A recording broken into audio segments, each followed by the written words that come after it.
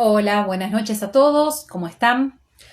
Bueno, disculpen la pequeña demorita, unos minutitos ahí llegando un poquito tarde. Bueno, pero hoy, en este caso, bueno, pues había ayer, en realidad tenía que dar la charla de prueba digital en el proceso laboral y bueno, la terminé corriendo para el día de hoy porque bueno, la realidad es que estamos con bastante trabajo, gracias a Dios, en el tema del estudio y bueno, entonces surgió claramente esta gran necesidad de poder de alguna manera correr, digamos, la charla de ayer para el día de hoy. Bueno, no me quiero ir por las ramas, sino que quiero ir más al punto, porque bueno, el tema de prueba digital realmente es un tema que da para mucho, para hablar bastante, diría yo, bastante tiempo.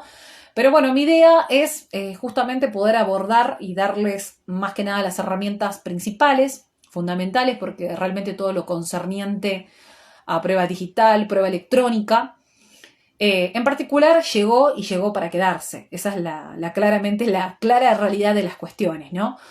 Ahora bien, bueno, después, una vez que termine de abordar puntos importantes, seguramente ustedes van a también sacar determinadas conclusiones. Yo creo que en definitiva, más allá de todo lo que vamos a abordar, creo que claramente va a ser necesario colaboración, ¿no? Diría yo, tanto de los operadores del derecho, es decir, nosotros los abogados, como también del Poder Judicial, para de alguna manera empezar a romper con ciertos esquemas clásicos que nosotros venimos muy acostumbrados, ¿no? Y sobre todo me refiero a los documentos clásicos que ya conocemos. Documentos clásicos como obviamente es un recibo de sueldo, un telegrama laboral, ¿no? Una carta documento, para lograr una compatibilidad, una compatibilización entre los documentos clásicos y los documentos electrónicos, ¿no? Pero bueno, en fin, es un gran desafío, pero en definitiva es un tema que claramente me parece muy importante y bueno, justamente el título lleva prueba digital en el proceso laboral, ¿no? Que en particular el área que yo ejerzo es netamente el derecho del trabajo, ¿no? Que ya todos ustedes ya más que conocen.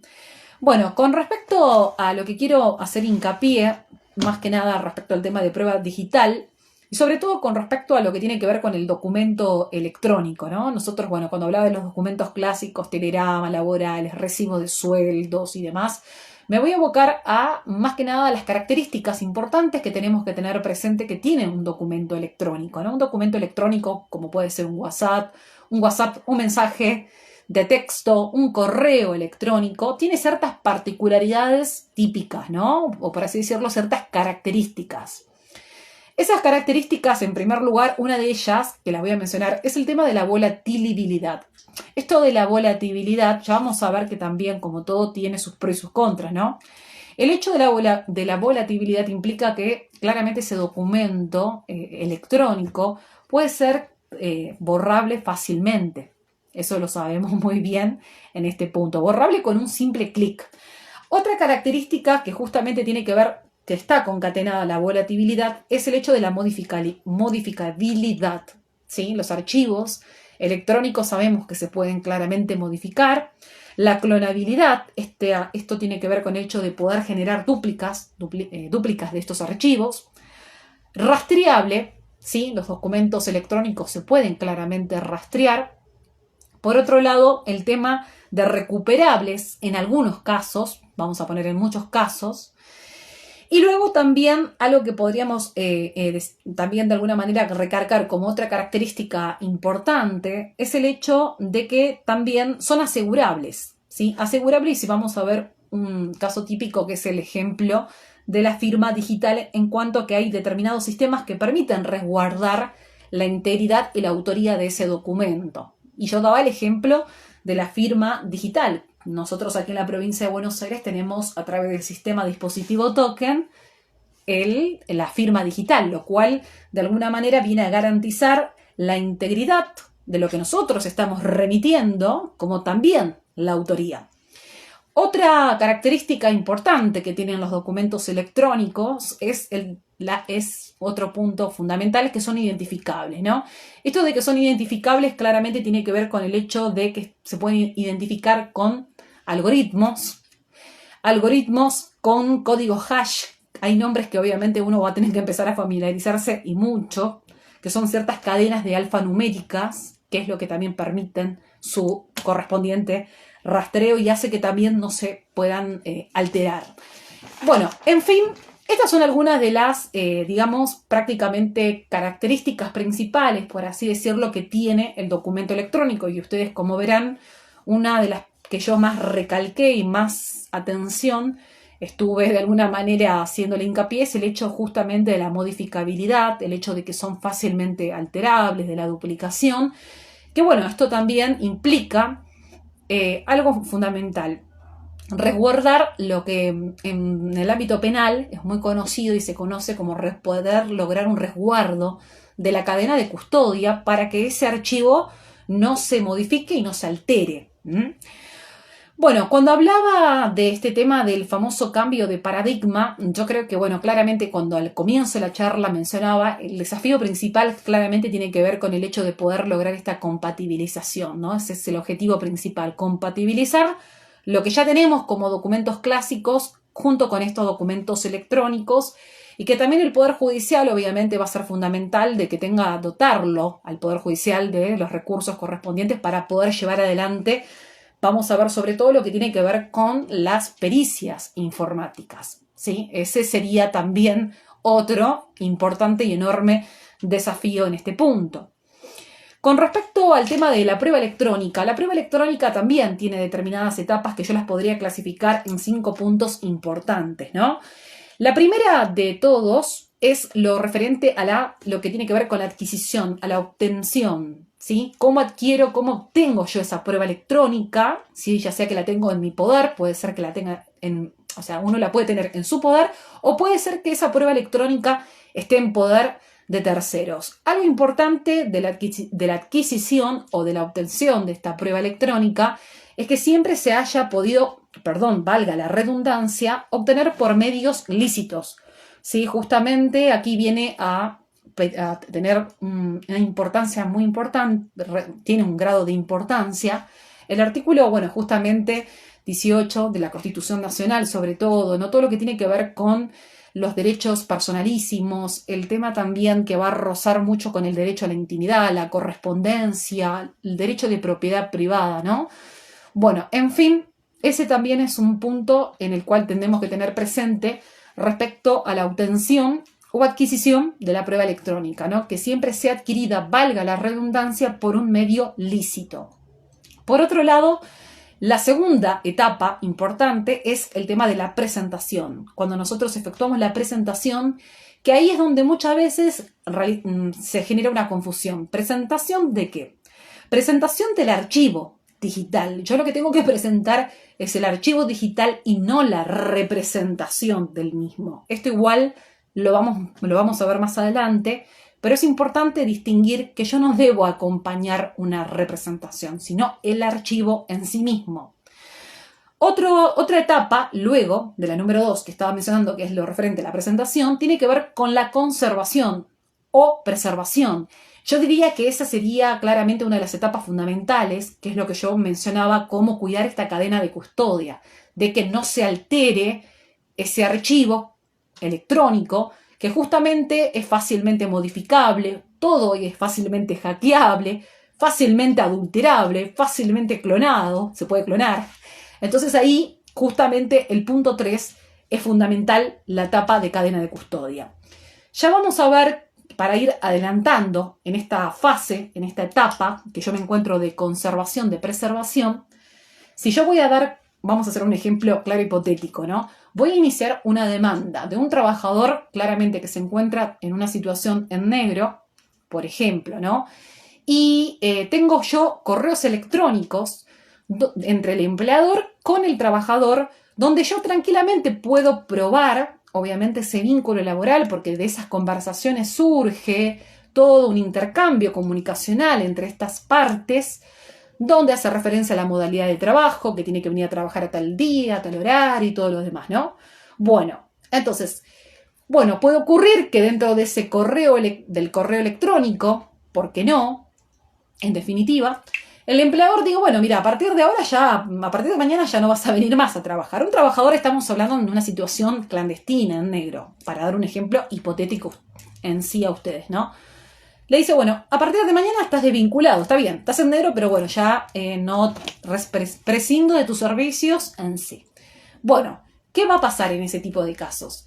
Claramente que no va a ser aconsejable, en principio, claramente, uno inicia un intercambio epistolar, ¿no? Pero yo lo que no tengo es que avivar a la contraria, porque justamente lo que voy a terminar provocando es perder este punto importante, la conservación y la preservación de esa prueba, porque lo más probable es que si yo inicio una demanda posteriormente y bilateralizo y le corro traslado a la parte demandada, ¿qué es lo que va a hacer el empleador?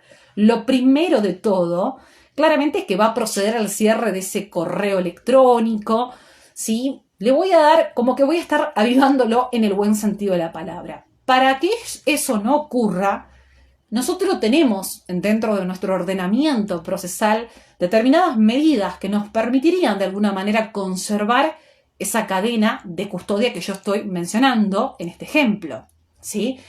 Claramente una de ellas es la prueba anticipada. Yo podría, antes de iniciar la demanda judicial, pedir una prueba anticipada. ¿Por qué no? Y justamente tendré que, obviamente, manifestar al juzgado, al juez que intervenga aquí en la provincia de Buenos Aires. Nosotros le decimos excelentísimo tribunal porque son tribunales colegiados, mientras que en el ámbito nacional son juzgados laborales de instancia única, ¿no? Claro, allí una doctora me habla de diligencias preliminares, pruebas anticipadas, justamente el fundamento, ¿cuál va a ser? Justamente de que es necesario que se realice esa diligencia preliminar o esta prueba anticipada, ¿por qué no? ¿Sí? Para poder de alguna manera resguardar esa prueba que considero que es fundamental para poder probar una determinada pretensión. ¿Cuál va a ser la pretensión? Quiero probar una relación totalmente en negro, que está clandestina, al 100%. Esto es a modo ejemplificativo, ¿no? Bueno, tenemos a las diligencias preliminares, ¿sí? A las pruebas, a la prueba anticipada, como herramientas importantes a tener presente los abogados, ¿sí? Entonces, yo creo que esto de, digamos, en una demanda, pedir como un punto allí una anticipada, ya no es el momento, porque una vez que corro traslado, ya en definitiva el empleador se va a empezar a deshacer de todo. Es la realidad misma. Nosotros tenemos que tener ahí un rol también bastante preventivo en este tipo de cuestiones.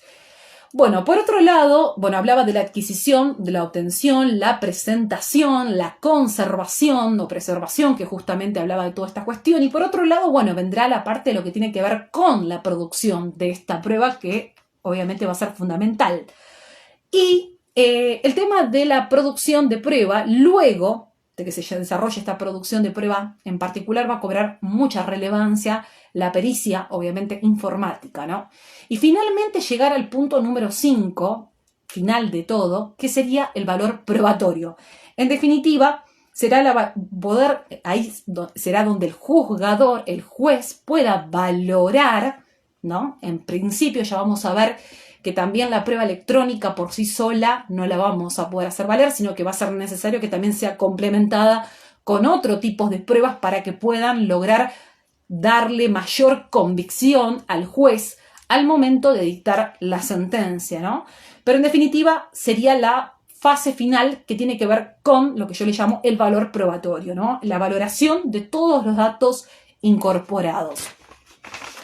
Bien, con respecto a lo que tiene que ver, yo más que nada a lo concerniente quiero irme a un punto importante, y esto también tiene que ver con respecto a ciertos puntos del derecho constitucional, porque todo tiene que ver con todo, ¿no? El tema del derecho a la prueba, claramente que es un derecho constitucional de los justiciables, ¿sí? Y por otro lado, un principio fundamental que todos conocemos en materia probatoria es el principio de libertad de formas y lo que también llamamos el principio de lo que tiene que ver con la verdad, llegar a la verdad real de los hechos. En principio, la justicia claramente tiene que tender a esto, ¿no? A poder lograr saber cuál es la verdad, de alguna manera, real de lo que realmente ha acontecido, ¿no? Esto me parece importante destacarlo, igual después voy a estar haciendo mención respecto a algunos puntos más de esta cuestión, de lo que tiene que ver con el abordaje, porque también tiene ciertos, obviamente, puntos importantes en cuanto al tema de lo referente al tema de la parte netamente constitucional, regulado en el artículo 18 de la Constitución Nacional. Esto del derecho de la prueba, que ya hablaba, el derecho que tienen los justiciables, el derecho de la prueba en sí misma, tiene una recepción por parte también de de la propia Corte, nuestro máximo tribunal, la Corte Suprema de Justicia, referente a la garantía de defensa en juicio. Y cuando hablamos principalmente de la garantía de defensa en juicio, que está regulada en el 18 de la Constitución Nacional, se refiere a lo que tiene que ver con la alegación y, por otro lado, con la prueba, la sentencia, dije prueba, alegación, prueba, sentencia y valoración, ¿sí? Eso es importante. Y perdón que yo a veces repito ciertas cuestiones, pero debemos tener presentes estos principios que mencioné. El principio de amplitud probatoria y el principio de libertad probatoria. Estos dos principios son cruciales. Bueno, por otro lado, con respecto a la prueba en sí electrónica, es un medio de prueba atípico. No todos los ordenamientos, por no decirlo, muy pocos ordenamientos procesales, ya vamos a verlos en el ámbito, me refiero de forma, código de forma, regulan la prueba electrónica en sí. Aquí en la provincia de Buenos Aires yo voy a estar haciendo mención que tiene una recepción dentro del derecho positivo. No ocurre lo mismo con otras provincias del interior que tienen una recepción expresa de prueba electrónica, tampoco en el ámbito de lo que tiene que ver con nación donde hacen una referencia específica a este tipo de prueba. Bien, cuando hablaba del tema de los medios de pruebas atípicos, bueno, en principio claramente que el no estar, en este caso prohibido, claramente todo rige la misma máxima que el no estar prohibido, todo está permitido y en principio claramente todo debe ser admisible. Hay un principio fundamental que también se conoce como favor probation, es decir, siempre, ¿vieron cuando siempre uno habla del famoso indubio preoperario o el indubio? Bueno, yo no soy penalista, pero bueno, el indubio preoperario todos lo conocemos, en caso de duda a favor siempre del trabajador. Bueno, aquí en lo que tiene que ver con el tema de prueba, lo que se hace referencia al favor probation y que en caso de duda siempre se le va a dar, obviamente, relevancia o, mejor dicho, la admisibilidad de esa prueba. Bueno, perdón, el tema también de la voz. Hoy tuve un día bastante, espero que igual se escucha bien mi voz porque yo en definitiva tengo una voz bastante fuerte, pero en particular. Bueno, en sí, esto lo que tiene que ver, bueno, con el tema de lo que quería mencionar respecto al tema de los principios fundamentales de amplitud, libertad probatoria.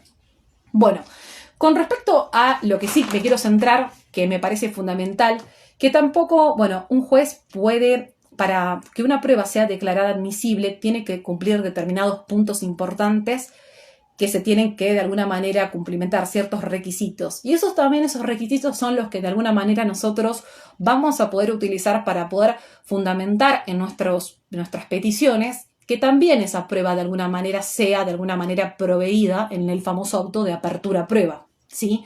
Me refiero a la pertinencia, tendré que acreditar obviamente la necesidad, el tema de la licitud, que es fundamental, que yo lo que mencionaba de haberla obtenido, que la pude obtener esa prueba, pero no por medios ilícitos. Esto me parece crucial. Bueno, se escucha perfecto. Bien, hablaba de la admisibilidad de prueba, refiriéndome a pertinencia, la necesidad y la licitud. Ahora bien, con respecto a la ley 15.057, ¿sí? Es nuestra nueva ley procedimental en el ámbito de la provincia de Buenos Aires. Nosotros hoy por hoy, en provincia de Buenos Aires, realmente yo diría que la provincia de Buenos Aires tuvo claramente un avance muy importante, a diferencia de otras provincias del interior y también respecto al ámbito nacional. Si bien la ley 15.057 no es operativa hoy por hoy a un 100% y solo se está aplicando un 20% para que ustedes me entiendan, solo dos artículos en cuestión, que son el artículo 2J y el artículo 103. Estos dos artículos hacen referencia a la revisión respecto de las resoluciones que emanen de comisiones médicas jurisdiccionales y comisiones médicas centrales, que son de aplicación inmediata. Es decir, lo referente a revisiones que tienen que ver con lo concerniente a la ley de riesgo de trabajo. Estos dos son los únicos dos artículos que se aplican de la ley 15.057. mucho se cuestiona respecto a si de alguna manera es operativa esta ley o no. ¿Por qué? Porque en definitiva la 15.057 ha sido suspendida en cuanto a su operatividad porque la Suprema Corte de la Provincia de Buenos Aires, a través de una resolución, mejor dicho, bueno, las acordadas la dicta la Corte Suprema de Justicia, en el caso de la Suprema Corte, a través de una resolución, la Suprema Corte lo que termina resolviendo, es decir, la suspensión, de que se va a suspender la aplicación de la ley hasta tanto se creen las salas departamentales. Porque uno de los cambios más importantes que introduce la ley 15.057 es, de alguna manera, crear una estructura de organización, para que ustedes entiendan, muy similar a lo que es en el ámbito del Poder Judicial Nacional, en lo referente al mecanismo, al esquema que tienen en Nación. Es decir, en Nación nosotros tenemos 80 juzgados laborales de instancia única y tenemos 10 salas departamentales en grado de apelación. Después, en Nación tenés la posibilidad ya después de un recurso en aplicabilidad de ley o ir directamente ante la Corte Suprema de Justicia. En el ámbito de la provincia de Buenos Aires, el esquema que hoy tenemos es tribunales colegiados integrados por 3 jueces. Luego tenemos la posibilidad de recurrir, pero ante la Suprema Corte de Justicia, a través de 3 recursos extraordinarios: recurso de nulidad, recurso de inconstitucionalidad y el recurso de inaplicabilidad de ley. La 15.057 lo que de alguna manera modifica es esta estructura, incorporando justamente a las salas departamentales, ¿sí? Estas famosas que de alguna manera resolverían en grado de apelación, que hoy en la provincia de Buenos Aires nosotros no tenemos. Como bien digo, la única posibilidad que el trabajador tiene en la provincia de Buenos Aires si quiere recurrir una sentencia va a tener que interponer un recurso extraordinario en el plazo de 10 días de notificar la sentencia ante el superior tribunal, que es la Suprema Corte. No tenemos apelación. Entonces, este ha sido un cambio muy importante que introdujo esta ley en su, por así decirlo, bastante similar en la organización con el poder, la justicia laboral nacional. Ahora bien, más allá de que la 15.057 introduce este cambio, el recurso de apelación, lo que yo menciono, también ha traído otras modificaciones importantes. Por ejemplo, la provincia de Buenos Aires, con la ley 15.057, recepta a las medidas autosatisfactivas, de las cuales me encanta tanto hablar a mí en particular, que no todos los ordenamientos de provincia, me refiero a los códigos de forma, lo han receptado, sino que, bueno, en definitiva, cuando hablamos de medidas autosatisfactivas, sí, que hoy está muy a la moda de hablar de medidas, de las famosas medidas autosatisfactivas, son más que nada una creación pretoriana, creación de la propia jurisprudencia, por otro lado también de un doctrinario muy conocido que es el doctor Jorge Peirano, pero claramente la 15.057, además de receptar obviamente las medidas cautelares que nosotros ya conocemos, típicas de embargo preventivo, inhibiciones, también recepta a las medidas, en este caso, autosatisfactivas. Bueno, por otro lado, para ir y correrme también de lo que de alguna manera nos concierne en esta charla que tenemos de prueba digital, va a receptar también a lo que es la prueba digital, la prueba electrónica, y sobre todo hace referencia a 2 recursos. Yo le llamo la división de 2 recursos. Recursos que son tecnológicos tangibles de los recursos tecnológicos que son intangibles. Los recursos que son tecnológicos tangibles son aquellos que se pueden claramente, son físicos en primer lugar, eso es fundamental, es decir, se pueden tocar, se pueden medir más que nada y también contar claramente la PC, la impresora, el celular, todo lo que tiene que ver con el hardware, dispositivos en definitiva. Los recursos, en este caso tecnológicos intangibles, como bien lo dice la palabra, no se pueden en este caso de alguna manera, no los puedo medir, yo no los puedo contar, más que nada son aplicaciones, ¿sí? O son determinados programas, lo que en la jerga se llama software, ¿sí? Aplicaciones como WhatsApp, aplicaciones como Instagram, todo eso será recurso, en todo caso tecnológico intangible. Bueno, la 15.057 va a de alguna manera darle una recepción positiva, en el buen sentido de derecho positivo, a estos 2 tipos de recursos que mencioné anteriormente, tanto los que son tangibles como los que no son tangibles, hardware y software.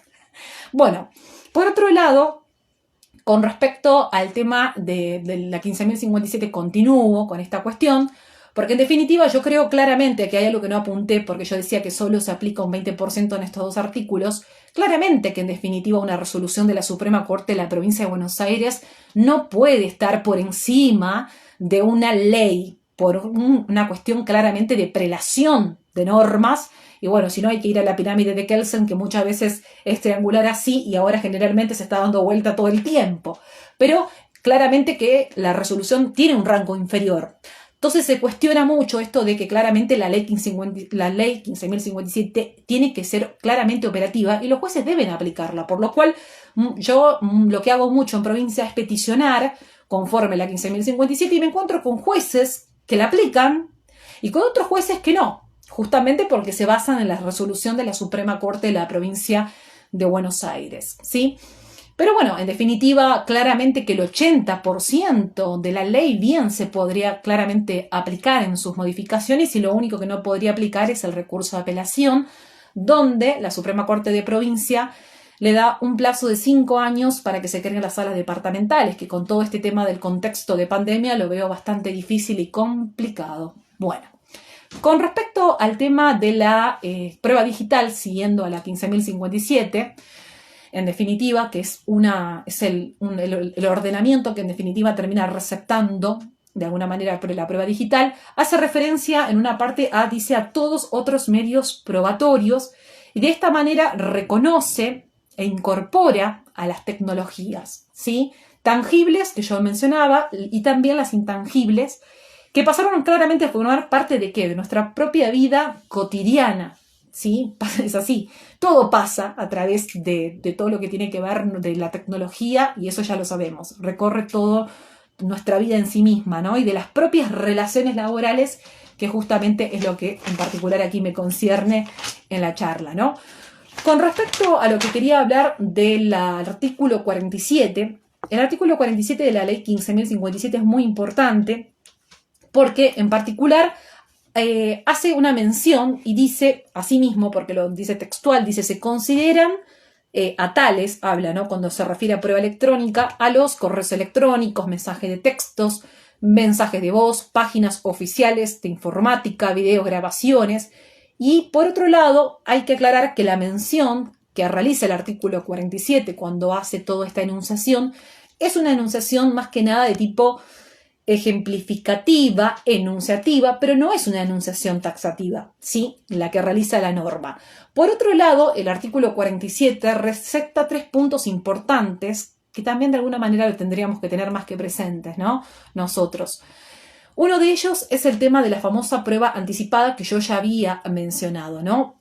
Esto está recepcionado en el artículo 47 y habla de la prueba anticipada sobre medios digitales o virtuales a efectos de que no se vaya a fructar la incorporación, ¿sí? De la prueba en el proceso. Claramente lo que estipula el artículo 47 de pedir una prueba anticipada se va a requerir claramente una petición fundada. Claramente que si yo, justamente volvíamos al comienzo de la charla y cuando hablaba de poder digamos, cuidar la famosa cadena de custodia que tanto hablan en el ámbito penal, bueno, justamente cuando pido la preliminar o una prueba anticipada, voy a tener que fundamentarlo como corresponde, si no, claramente que nadie me lo va a dar lugar. Bueno, el artículo 47 esto lo regula expresamente.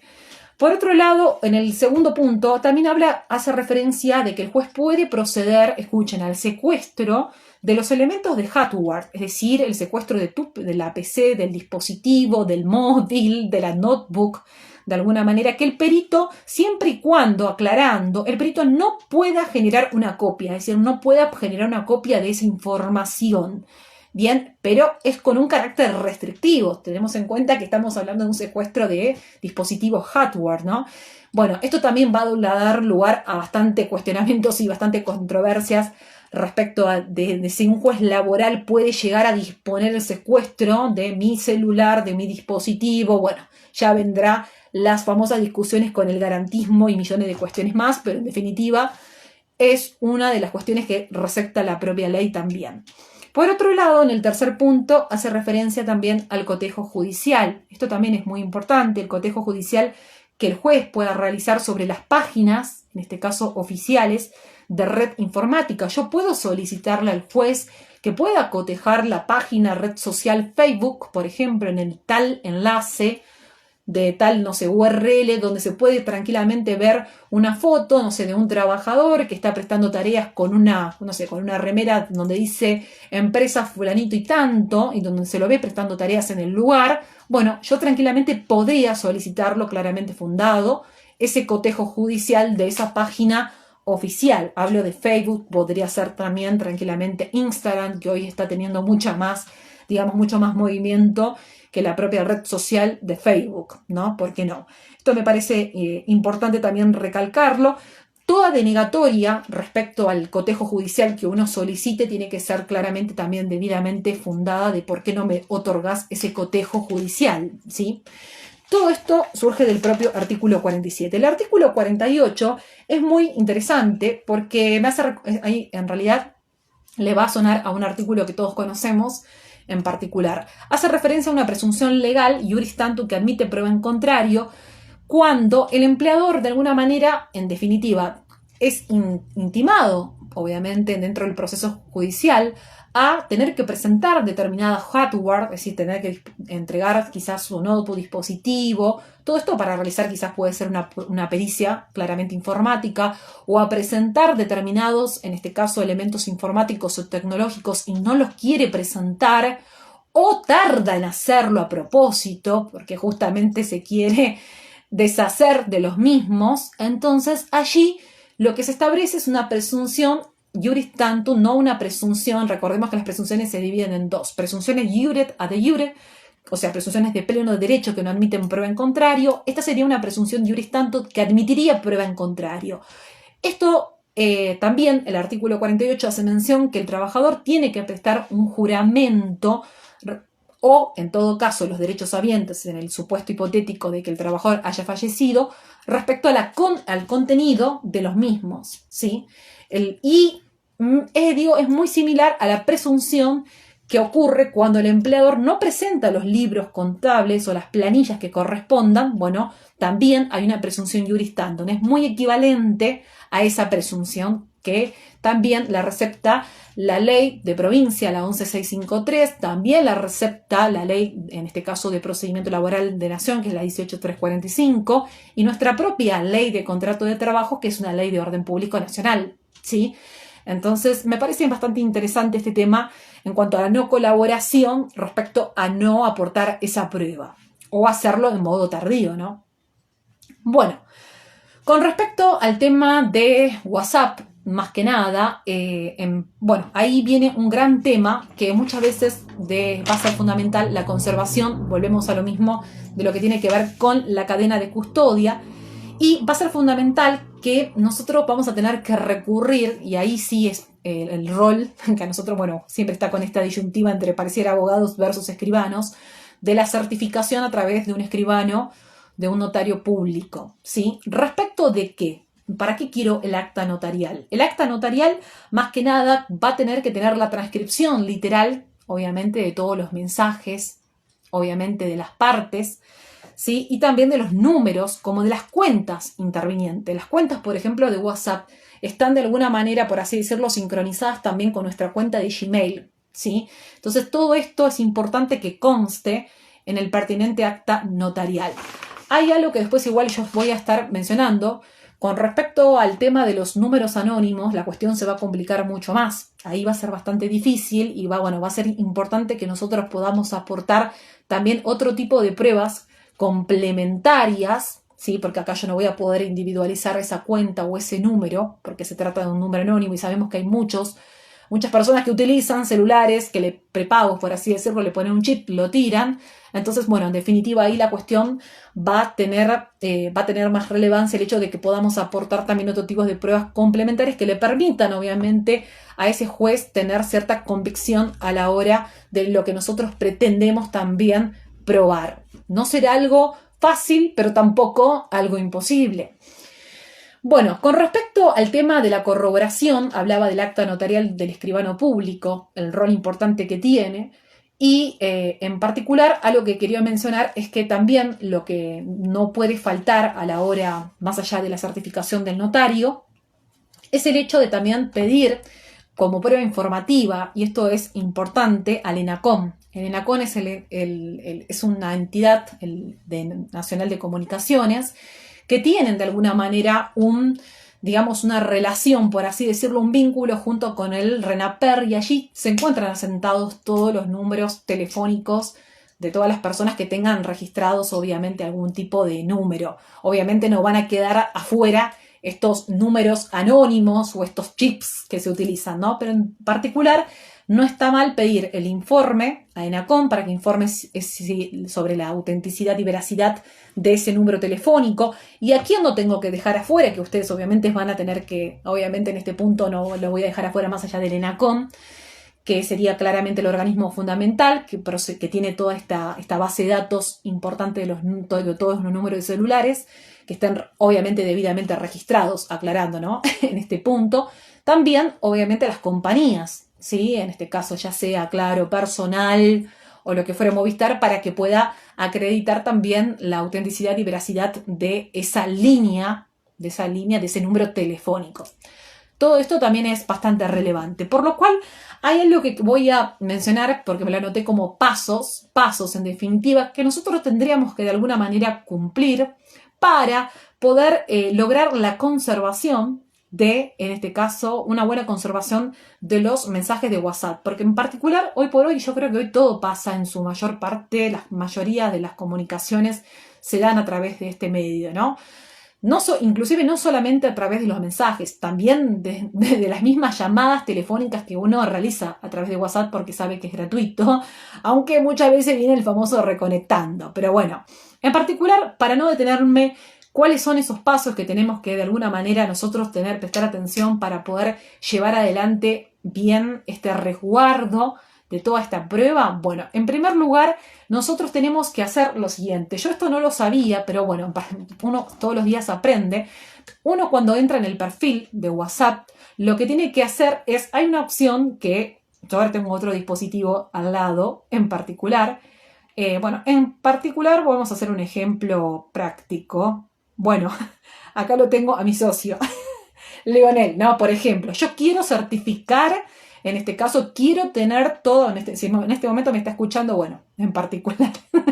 Bueno, quiero de alguna forma, de alguna manera asegurarme la conversación que yo tuve con él, ¿no? Todos los mensajes, audios, videos y demás. Vamos a hacer que Leonel es mi empleador, yo soy la trabajadora. Bueno, ¿qué es lo que debo hacer? Bueno, justamente hay una opción que se llama exportar chat. Y ustedes, bueno, en el celular mío en particular, cuando ustedes van a más, hacen clic y tocan exportar chat. Ahí está, toco exportar chat.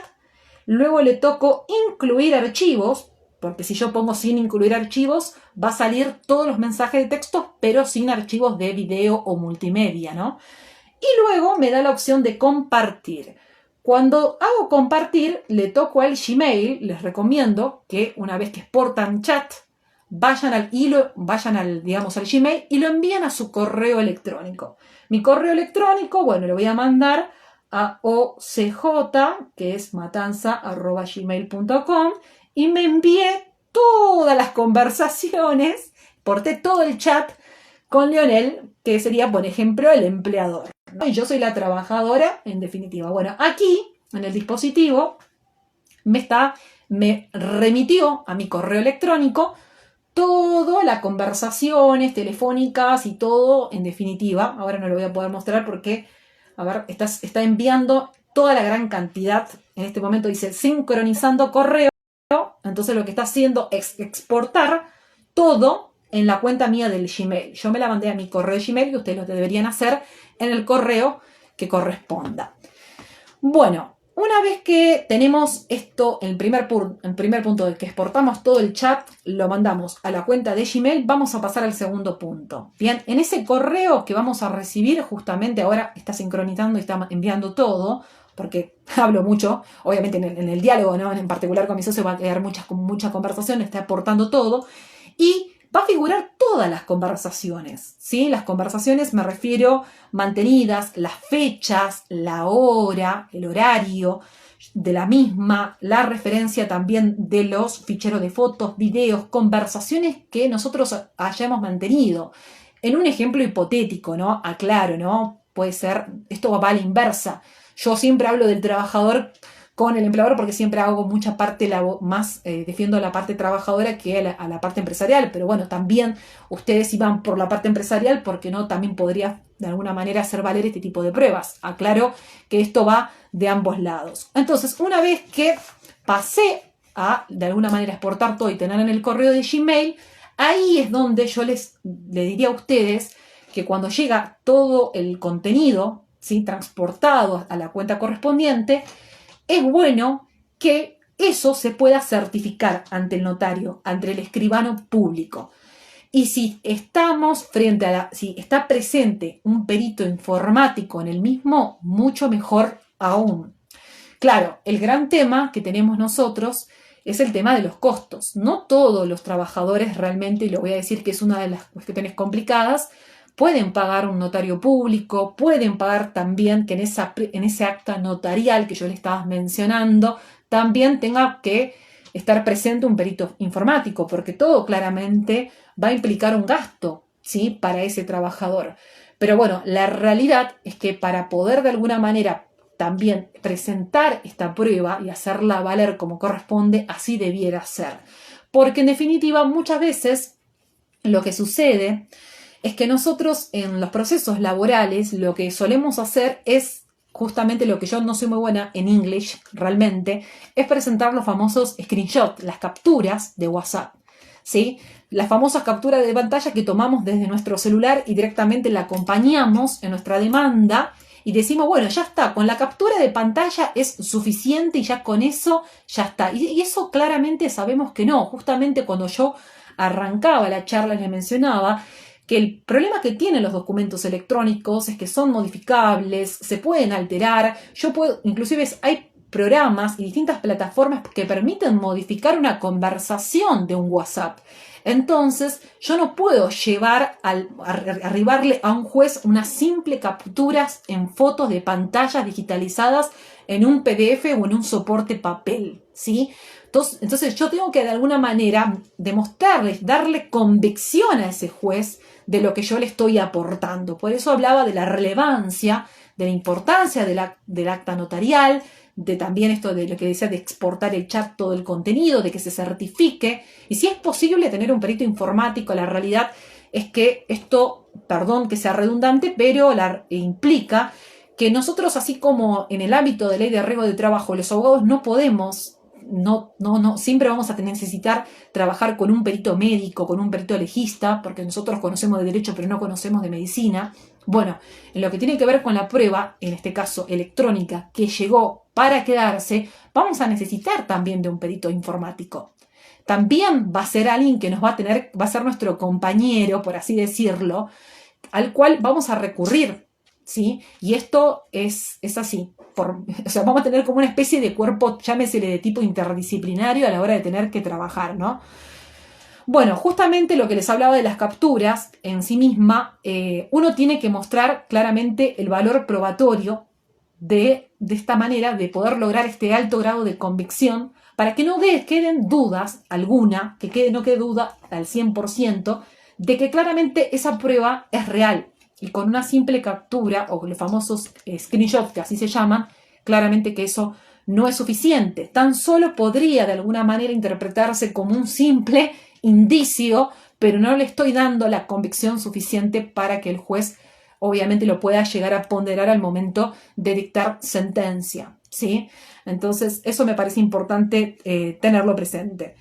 Bueno, esto de las capturas ya lo dije, que tienen que ser constatadas en su autenticidad, ¿sí? Ya que si no es un material, como bien hablábamos, fácilmente de ser claramente adulterado, claramente con todo este tema de la tecnología. Y por eso digo que el simple acompañamiento de estos screenshots al proceso en particular solo constituyen un simple indicio nada más, que deberá ser analizado, ¿sí? En todo caso, si yo presento una simple captura, el juez lo va a analizar con las restantes pruebas que se hayan ofrecido en ese proceso laboral, es decir, con la prueba testimonial, con la prueba confesional, la prueba informativa, la contable, la médica, pero bueno, la valorará con las restantes pruebas, pero no será lo mismo si yo aporto debidamente esa prueba, ¿no?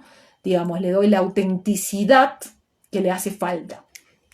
Bien, con respecto al tema del acta notarial, que es lo que yo estaba mencionando, el acta notarial, esta acta de constatación que claramente vamos a necesitar a los escribanos, justamente el rol de los escribanos, y justamente aquí vemos dos figuras fundamentales, el notario público, el perito informático, ¿no? En toda esta cuestión, donde el escribano claramente que va a dar fe de la autenticidad y veracidad del medio probatorio, de la existencia claramente de ese intercambio comunicacional. Le va a dar veracidad a los mensajes claramente de las partes, justamente a esas fechas y horas que yo mencionaba cuando se hacía la exportación de todos los datos, de esos videos, de esas fotos, ¿sí?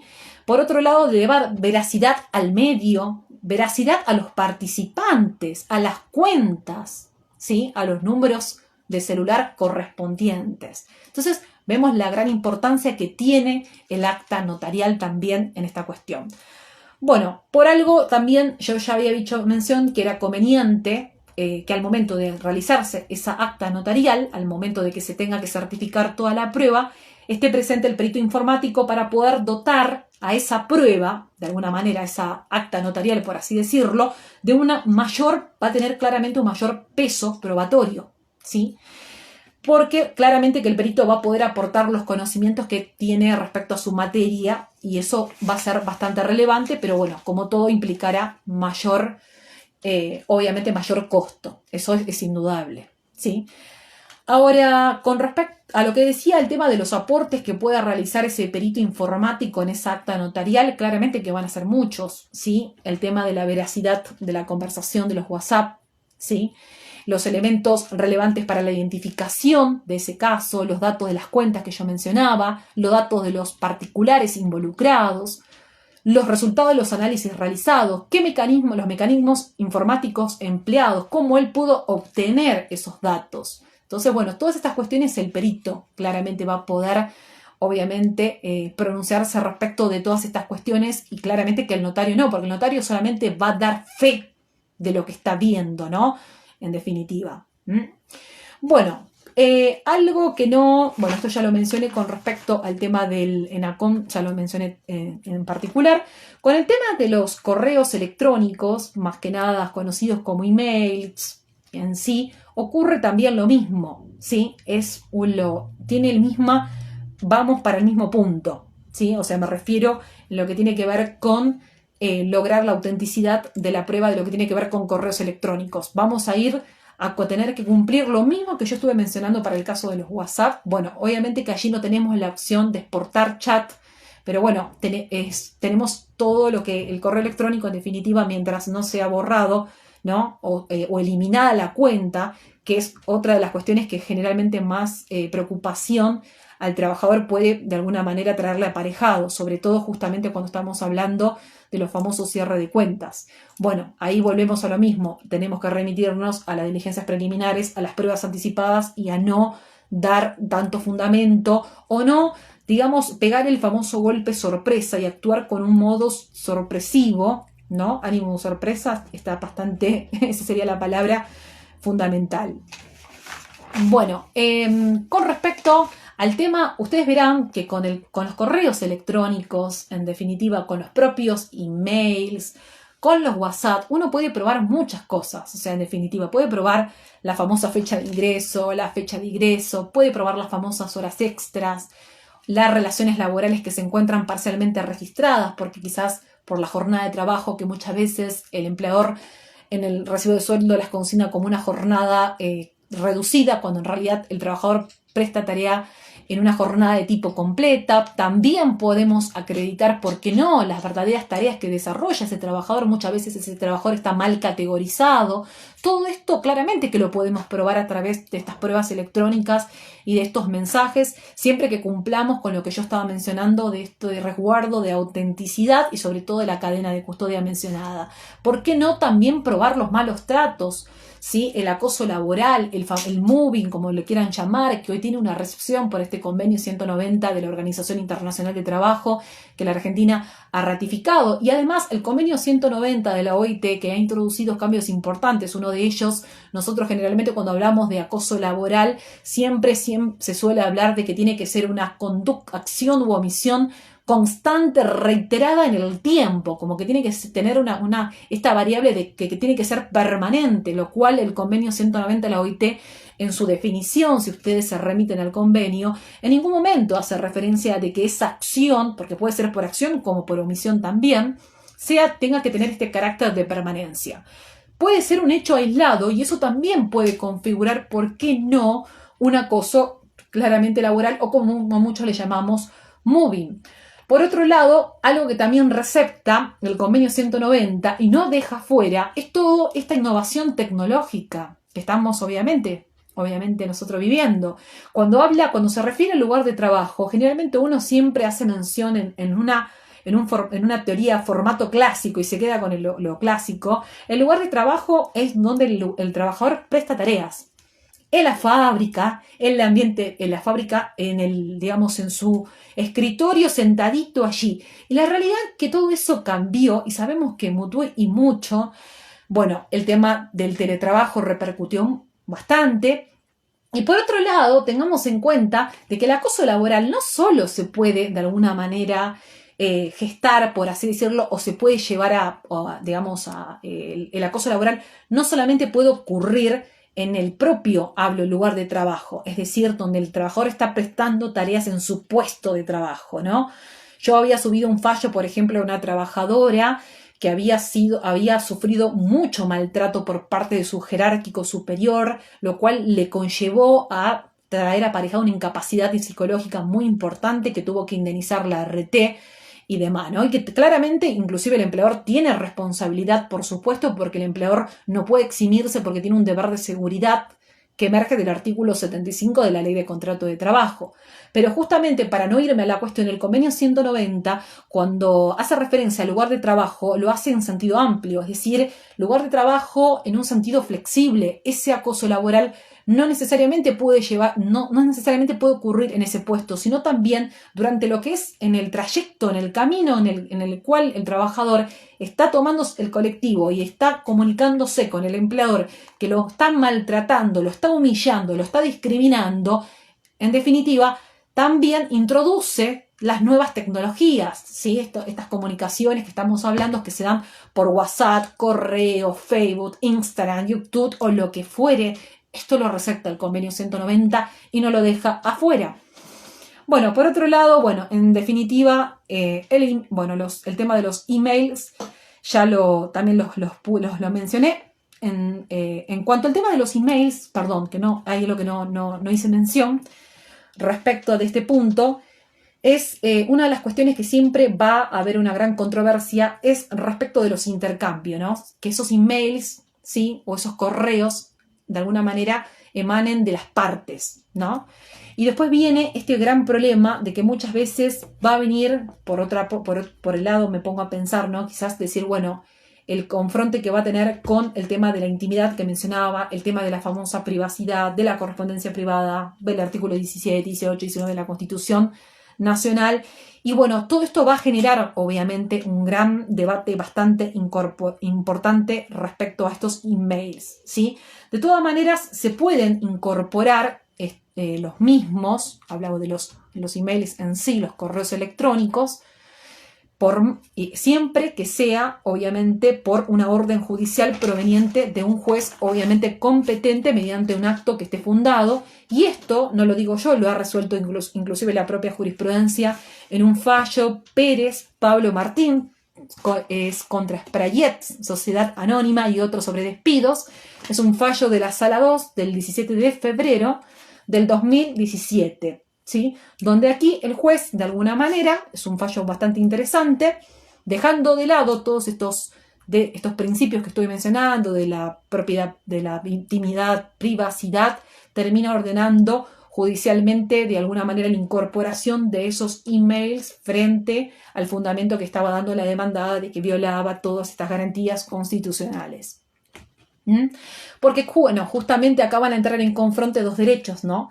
El derecho claramente de lo que tiene que ver la intimidad, la privacidad, ¿no? Por una parte, el derecho de la, ¿no? de la correspondencia privada y por otro lado, el versus con el derecho que tiene el justiciable a probar. Son dos bienes, por así decirlo, dos derechos que van a entrar siempre en un gran confronte en el cual obviamente va a ser una disyuntiva bastante importante, que la respuesta claramente no la voy a tener yo, la va a tener la jurisprudencia también a la hora de que tenga que resolver cada caso en concreto en particular, ¿no? Con respecto al tema de los mensajes de texto, los conocidos como SMS que tienen esta inmediatez en cuanto al tema de la recepción, tienen su incorporación, los mensajes de texto, dentro del artículo 318 del Código Civil y Comercial, y sobre todo, en particular, el tema de mensajes de texto lo voy a leer porque también aquí justamente hace mención a lo que hablábamos, esto de las famosas garantías, ¿no? Dice, la correspondencia, cualquiera sea el medio empleado para crearla o transmitirla, puede presentarse como prueba por el destinatario, pero la que es confidencial, que justamente ese es el gran tema, no puede ser utilizada sin consentimiento del remitente. ¿No? Que está ahí. Sin consentimiento del remitente, los terceros no pueden valerse de la correspondencia a terceros ajenos, ¿sí? Sin asentimiento del destinatario y del remitente si es confidencial. El artículo 318 que yo terminé de leer es bastante abarcativo, no solamente incluye a la correspondencia, engloba el intercambio epistolar, a los mensajes de textos también, a los emails, correos electrónicos, o sea, en definitiva dentro del 318 tenemos allí incluido todo lo que estuve mencionando. Bueno, aquí en particular voy a mencionar una causa penal en donde se tuvo la relevancia que tiene también este tipo de prueba, ¿no? Este es un fallo de la Sala 4, RJ.C, así es, sobre procesamiento, donde interviene el juzgado de instrucción número 16, la Secretaría es la número 11, es del año 2013, en donde la Cámara Nacional de Apelaciones en lo Criminal y Correccional hizo lugar a las transcripciones de mensajes de textos como prueba que un imputado le había enviado al teléfono celular de una víctima, que estaba víctima de amenazas en particular. También entendió que las impresiones de los chats, de las conversaciones que había por Facebook, eran procedentes. En base a ello termina confirmando el procesamiento del delito de amenazas reiteradas, ¿no? Vemos cómo también la importancia desde la faz penal, que bueno, en definitiva, porque en el tema del fuero laboral es muy poca la jurisprudencia que en definitiva tenemos respecto todavía al tema de la prueba digital. Se va a ir moviendo poco a poco, ¿no? Ahora menciono una que tiene que ver con, esta sí es laboral, respecto de las redes sociales. Este fallo, igual cualquier cosa, después yo hago algunas plaquitas como hago siempre, para que ustedes puedan tomar nota, que es AS.J contra International Health Services Argentina Sociedad Anónima sobre despido. Es un fallo de la Sala 10 del año 2015, donde se consideró justificado el despido de un empleador que trabajaba para una empresa de emergencias médicas que extrajo fotografías de un paciente. Escuchen lo que hizo, ¿no? Este trabajador, ¿no? Porque no podemos encontrar, siempre vemos el trabajador. Acá esto de la buena fe contractual tiene que ser de ambas partes siempre, ¿no? Buena fe contractual. Bueno, este trabajador había sacado fotografías a un paciente que estaba en una camilla y las termina subiendo a Facebook, ¿sí? Claramente esto implica una vulneración justamente a lo que estoy mencionando, al deber de obrar de buena fe que menciona el artículo 62 y 63 de la Ley de Contrato de Trabajo, y por otro lado también viola la Ley 17.132 que se refiere al ejercicio en particular de lo que tiene que ver con la medicina, la odontología y todo lo que tiene que ver con las actividades de colaboración de ambas disciplinas. Entonces, dada la prueba que había acompañado el demandado, que en este caso es International, yo soy malísima en inglés, Health Services, Health de vida, Service Argentina, le da lugar al empleador y entiende que está bien configurado el despido. Entonces es bastante interesante para tener presente con respecto a cómo se le dio relevancia a estas fotografías de Facebook, ¿no? Con respecto al tema de lo que tiene que ver con otro fallo que quería mencionar que también me pareció, con esto ya voy cerrando, voy finalizando, está caratulado como D.M.J.M contra RDSRL sobre despido. Este es un fallo de Mendoza, de la Tercera Cámara del Trabajo de Mendoza, del año 2018, donde el trabajador... me tocaron casos, estoy mencionando que yo siempre defiendo a los trabajadores, pero no se comportaron de la mejor forma. Este fue un trabajador que fue despedido tras aparecer bailando. Él aparecía bailando en un video sobre una mesa de una oficina, así mismo como lo menciono, con el torso totalmente desnudito y la cabeza tapada, pero le valió el despido, ¿no? Y esa filmación, esa grabación se subió a una plataforma pública que nosotros conocemos y mucho, muy conocida como YouTube, y era un YouTube de la empresa. Entonces, claro, le salió el baile caro y bailó al compás del despido el trabajador, porque se terminó configurando claramente un despido más que con justa causa. Y justamente ahí vemos claramente como en definitiva estos dos fallos que estoy mencionando no le fueron muy favorables al trabajador, así que hay que tener cuidados con las filmaciones, las grabaciones en particular. Sobre todo, en este caso era una red social pública. Habría que ver la connotación si hubiera sido desde una faz de tipo más privada, ¿no? Pero bueno, en particular son redes sociales públicas como YouTube, Facebook, Instagram, ¿no? Bueno, hecha mención de todas estas cuestiones para poder de alguna manera terminar, algo que me parece importante recalcar es que, bueno, hay un principio que nosotros conocemos en materia probatoria, que el que alega un hecho tiene que probarlo, pero muchas veces puede ocurrir, ¿por qué no? Y esto es importante también que lo tengamos que presente, que el tema de lo que se llama la excepción a la regla general, que nuestro propio código ya lo recepta, que es la famosa carga dinámica probatoria, ¿no? El que se encuentra en mejores condiciones de poder probar también. Esto me parece relevante tenerlo presente porque muchas veces puede ocurrir que determinado documento electrónico, ¿sí?, pueda estar en poder de la otra parte o, ¿por qué no?, de un tercero. Entonces, si esa documental que yo considero relevante, importante para dilucidar una cuestión que tenga que probar en esa demanda, probar un determinado hecho, y no lo detenta, por ejemplo, el trabajador porque lo tiene, ese documental obra, lo tiene el empleador o algún tercero, bueno, justamente se puede pedir la documental en poder de parte, que lo tenemos claramente receptado en nuestro ordenamiento en el ámbito nacional, por ejemplo, en el artículo 385 del Código Procesal Civil y Comercial.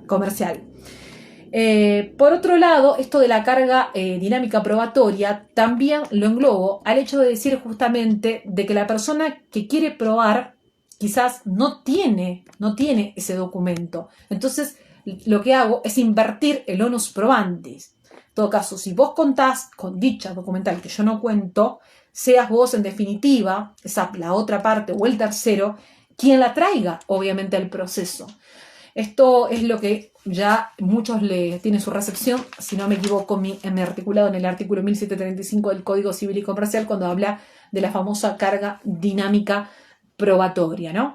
Bueno, en definitiva, estos son algunos de los puntos más importantes que tenemos que tener presentes y sobre todo, para finalizar, a la hora de conclusión final que ustedes deban tener presente cuando van a acompañar una prueba electrónica y todos los recaudos que estuve mencionando, es el hecho de también poder trabajar anteriormente a través de una estrategia de prueba preconstitutiva. ¿Esto qué quiere decir? Es decir, bueno, si yo tengo todas estas fotos, tengo estos videos, estas grabaciones, tengo estos chats, bueno, justamente voy a tener que de alguna manera diseñar una buena estrategia para que de alguna manera, valga la redundancia, tengan ese carácter convictivo, le den convicción al juez.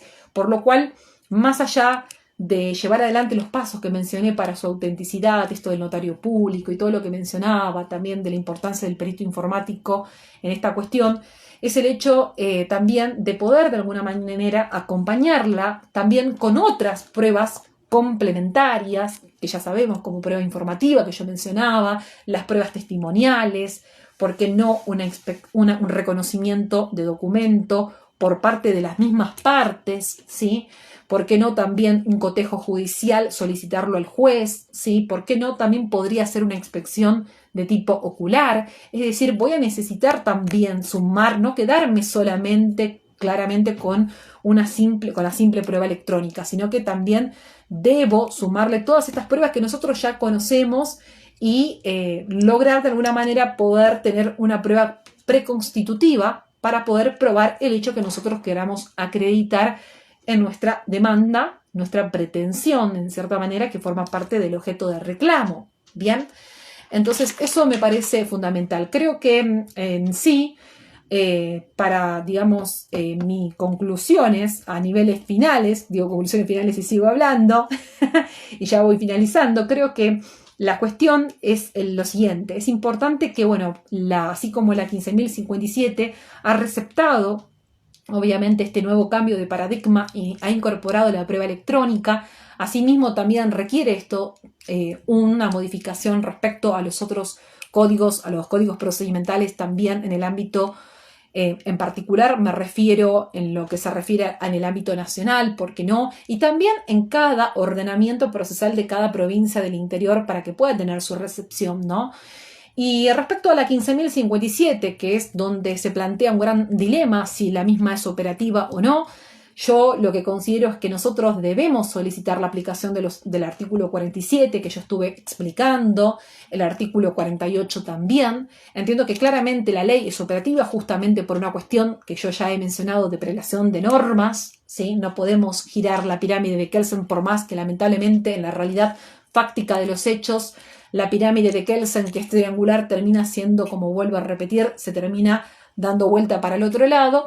Pero bueno, una resolución no puede de alguna manera detener la aplicación de una ley. Y bueno, hay muchos jueces, claramente vuelvo a repetirlo, que aplican la misma y otros que son muy reticentes. Pero creo que en definitiva, si nosotros no golpeamos la puerta, tampoco no vamos a conseguir absolutamente nada, ¿no? Entonces, de esto también depende el accionar de nosotros, ¿sí? Y por otro lado, con respecto más allá de la 15.057 y de que es necesario esta recepción en el derecho positivo, porque esto, en definitiva, el derecho debe acompañar y debe estar detrás de los hechos, así debiera ser, en definitiva, y la provincia claramente lo ha hecho, lamentablemente con esta suspensión por parte de la Suprema Corte de la provincia, que yo bien digo, toquen la puerta, toquen el 47, toquen el 48 igual, y bueno, porque de alguna manera algún juez va a abrir la puerta y hay jueces que así lo entienden.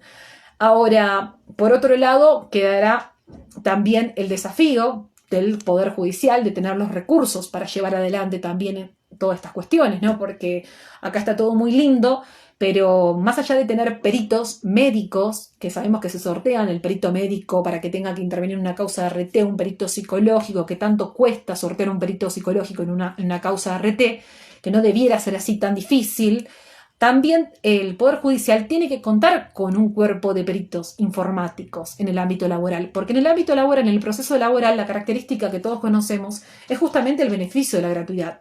Y justamente el trabajador, claramente el gran problema que vamos a tener nosotros es el tema de cómo soportar todos estos costos, ¿sí? Ese es el gran tema, ¿no?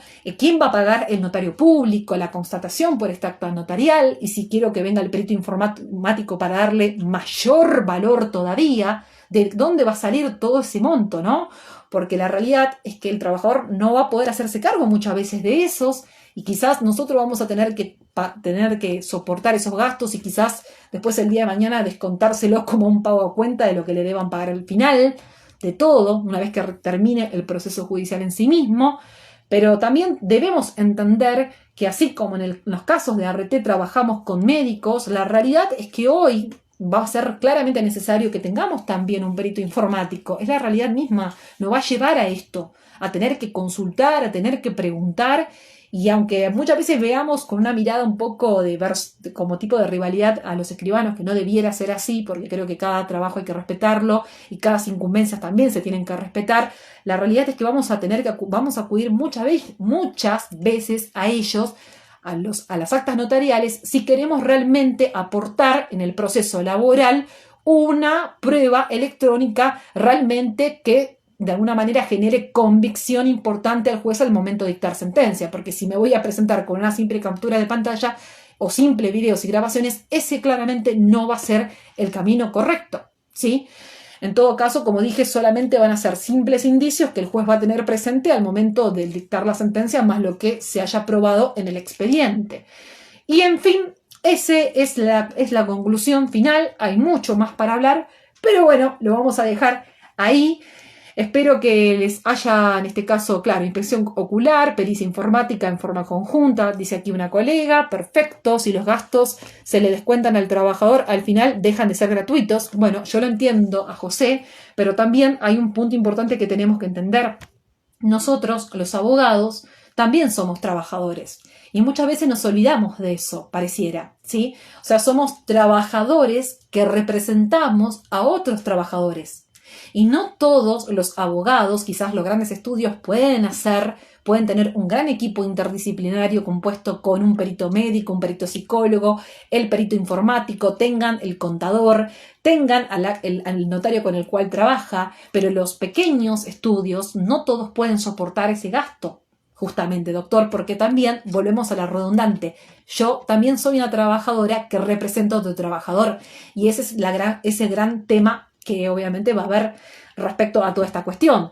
Acá, bueno, leo un par de comentarios, deberán ser incluidos en las costas. Bueno, todo esto, justamente lo que vuelvo a repetir, es necesario que se pueda de alguna manera, así como designar peritos médicos, la designación de los peritos informáticos de oficios.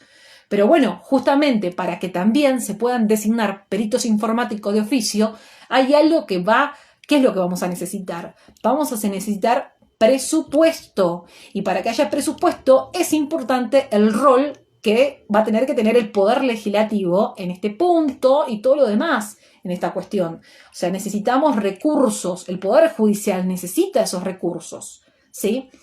Y está muy lindo el beneficio de gratuidad, pero bueno, esta es la realidad que hoy tenemos, con la cual vamos a seguir conviviendo. Y como vuelvo a repetir, vamos a tener que de alguna manera entender que tenemos que compatibilizar lo que nosotros lo llamamos la famosa prueba clásica con la prueba electrónica y los documentos clásicos con los documentos electrónicos.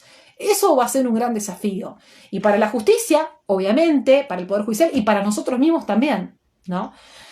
Bueno, no pude llegar, quedará grabado, voy a dejarlo grabado, excelente, bueno, acá ya lo leí, lo importante es exactamente la preservación, lo que dice la doctora es fundamental, es importante, la prevención y el resguardo de la prueba, eso sería lo fundamental, porque no me va a servir de nada alertar a la contraria que estábamos mencionando anteriormente. Si los gastos se le descuentan al trabajador, bueno, esto ya lo leí, el del doctor que hace esa acotación al respecto, doc, desde exportar a enviar al mail, ¿cómo lo plasmamos para presentarlo? Claro, una vez que vos exportás todo el chat del WhatsApp a tu correo de Gmail, te va a llegar al correo, por ejemplo, mío, ocj@gmail, me llega toda la conversación que yo había exportado. Y justamente, ¿qué hago yo?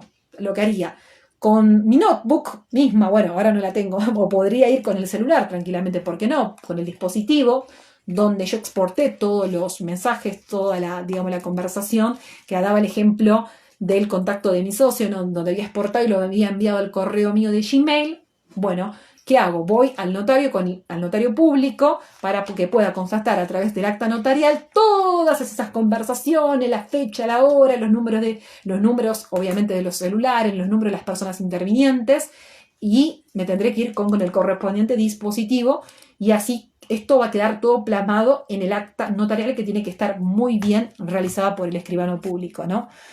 Bien, perfecto. Hablo de la notebook en particular, podría haber sido, en este caso llevé el celular, podría haber sido la notebook, en definitiva también el hardware donde se encuentra todo ese contenido, ¿no? Bien. Bueno, creo que ha quedado, en definitiva, para evitar gasto de escribanos, se graba el procedimiento, obtención, prueba y luego pericia en juicio. Bueno, el tema que ahí vas a tener con respecto al tema de la grabación y el tema de grabarlo, ¿no? Por ejemplo, como dice la doctora, yo podría grabar, decir, bueno, mire, en este momento estoy grabando, estoy exportando todo el contenido, sale de este número y lo estoy mandando a tal correo. El tema que ocurre con el tema de la grabación, que como todo en la vida, las grabaciones, y justamente cuando arrancaba la charla hablaba que los documentos son fácilmente adulterable, las grabaciones, las filmaciones, y no le dan esa plena fe que tiene el acta notarial del escribano público. Para mí ese no se va a ser el gran camino, por todo lo que implica también el hecho de la mutabilidad que tienen y la característica que tienen esos documentos en sí, que son fácilmente modificables. Todo es fácilmente modificable y hackeable, duplicado, de todo. ¿Hay alguna escribanía práctica en esto de Matanza? Bueno, cualquier cosa te paso el dato después, Beatriz, por privado en particular, pero sí, vamos a tener que empezar a tocar puertas a los notarios. Bueno, les agradezco a todos los colegas que, han participado de esta charla de prueba digital en el proceso laboral. Obviamente es una charlita, no sé cuánto tiempo estuve hablando porque arranqué un poco más tarde, ya son las 10:30, ya muchos se van a ir a dormir y todavía sigo yo hablando. Les agradezco. En este caso, creo que en definitiva está bueno que podamos de alguna manera empezar a abrir nuestra mente respecto a la prueba digital y sobre todo también a su incorporación para que pueda ser debidamente incorporada y valorada debidamente en un proceso laboral, ¿no? Mañana estaremos hablando con el doctor Leonel Delgado de un punto muy importante también, que es la responsabilidad societaria a las 21 horas, cómo poder extender la responsabilidad a los socios, a los administradores, a los gerentes. Sí, esto me parece bastante importante. ¿Cómo poder de alguna manera correr ese velo societario? ¿Cómo poder traspasar sobre esa inoponibilidad de la persona jurídica que todos conocemos? Un tema muy interesante y sobre todo en estos tiempos donde considero que es muy importante que podamos de alguna manera nosotros al momento de realizar nuestros intercambios epistolares intimar también a los socios, gerentes, administradores, porque vamos a ver que la sentencia, muchas veces podemos tener una hermosa sentencia para colgar que el día de mañana no la vamos a poder ejecutar y lamentablemente eso va a ser un gran inconveniente. Gracias a todos, que tengan un muy buen descanso y nos encontraremos mañana a las 21 horas tratando responsabilidad societaria. Un beso grande para todos.